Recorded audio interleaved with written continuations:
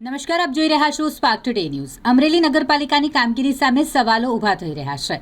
નગરપાલિકાની બેદરકારીના કારણે અમરેલી શહેરમાં વગર વરસાદે મુખ્ય માર્ગો સહિત કેટલાય વિસ્તારોમાં નદીઓની માફક પાણી વહી રહ્યા છે। ઉભરાતી ગટરને કારણે જિલ્લા પંચાયત રોડ, સિવિલ હોસ્પિટલ સહિત સોસાયટીઓમાં ગટરના પાણી ઉભરાઈ રહ્યા છે। ત્યારે નગરપાલિકાના પદાધિકારીઓ અને અધિકારીઓ ઘોર નિંદ્રામાં હોય તેવું લાગી રહ્યું છે। અમરેલી શહેરમાં આવેલી રણુજા પાર્ક 2 સોસાયટીમાં તો હદ થઈ ગઈ છે। મહિલાઓ સતત સાવરણા લઈ પાણી સાફ કરી રહી છે। ઘર હોય કે મંદિર, બધી જ જગ્યાએ ગટરના ઉભરાતા પાણીના કારણે ગંદકીના ગજ જામી ગયા છે। બાળકો, મહિલાઓ અને વૃદ્ધો અહીં ખૂબ જ પરેશાની વેઠી રહ્યા છે।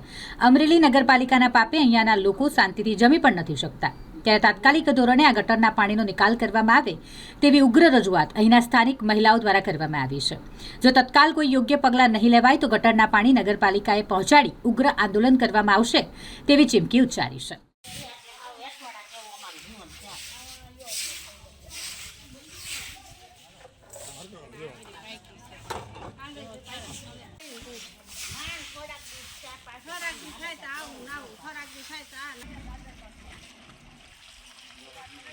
રજા સીટી ફાટી ગઈ, તેને મકાન બનાવવા, તો આમાં મકાન કેમ બનાવે? કાલ જ ભાઈ જો આવ્યા હતા।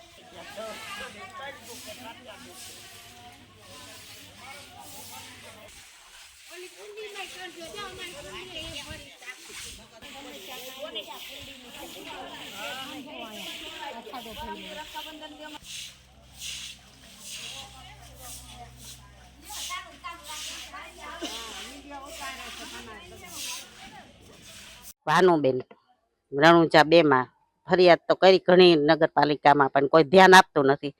અને આ 2 વર્ષ થશે અમે મકાન લીધા ને આમ નામ જ છે હાલ આવી બધી। આ પાણી ગટર ની ને બસ આવું ઉભરાયા કરે છે, કોઈ ધ્યાન આપતું નથી। ફરિયાદ તો લખવા જાય છે પણ એ છતાંય કોઈ આવતું નથી અહીંયા। અને અત્યારે રોગચાળો એટલો છે ને કે ઘરે ઘરે ખાટલા ને દવાઓ ને બધું ચાલુ જ છે। આખો દી બારોમાં આમ નામ જ છે ગટર ચાલુ રોડ ઉપર। હવે હા ગટર કરી દે હારી, અને બધું ઈ પ્રોબ્લેમ છે અમને તો ગટર નું હરખું રિપેરિંગ કરી દે, બધું પાણી નીકળે નહીં। એટલે એવી બધી બેન મહેશભાઈ ભાયાણી છે, રણુજા ધામ 2 માં રહીએ છીએ અને છેલ્લા આ 1.5 વર્ષથી આ ગટરની સમસ્યા છે। જ્યારે પણ અહીંયા વરસાદ ન હોય તે છતાં પણ અહીંયા ગટર આમનામ સતત ઉભરાયા જ કરે છે।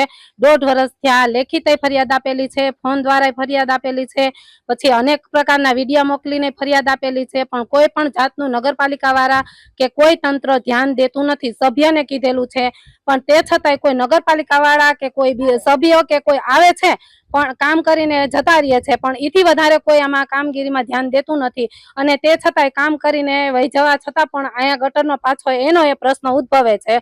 અને આવડા નાના નાના છોકરા છે જે અત્યારે એનો રમવાનો સમય છે, એ અહીંયા રમી નથી શકતા। સવારે એને ભણવા જવું હોય તો એ લોકો સ્કૂલ વાળા વાનવાળા પણ અહીંયા આવતા નથી। અમારે છોકરાઓને છે ગેટે મૂકવા જવા પડે છે।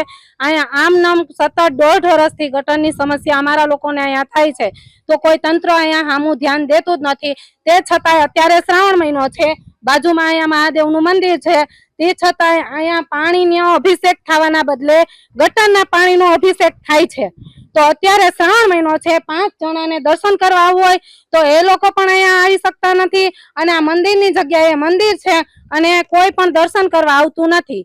અને તે માગણી કે આ રસ્તો સારો કરો અને ગટરની જે સમસ્યા છે એને ચોખ્ખી કરો, નહીતર પછી અમારું એવું આંદોલન થશે કે અહીંથી જે આ ગટરનો ગાર છે તે બધો અમે ડોલો ભરીને નગરપાલિકાએ જાઉં।